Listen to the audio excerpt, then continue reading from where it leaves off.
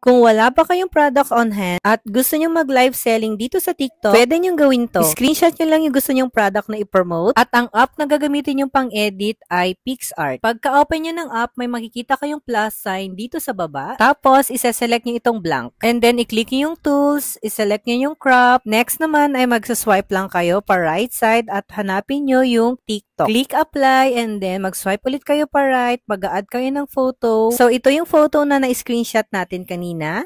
Gamit na rin ang PixArt, dito na rin ako nag-crop. And then, pag satisfied na kayo, pwede nyo nang i-click yung apply. After nyo ma-crop, pwede nyo nang i-resize yung image. So, nasa sa inyo na kung gusto nyo pang mag-add ng text or gusto nyo lakihan, liitan. Kapag okay na sa inyo yan, pwede nyo nang i-click yung save. And then, punta na kayo sa TikTok, pwede na kayong mag-live. So, before kayo mag-live, mag-edit muna kayo ng title. Tapos, i-click nyo yung effects. And then, iselect nyo itong green screen, yung may tao na nakakaway. Pagka-select nyo yan, may mag-a-appear na add image. Dito na i-upload yung inedit na image gamit yung PixArt. At ayan, may instant product ka na pwede mong i-live selling sa TikTok. Sana nakatulong. Bye-bye!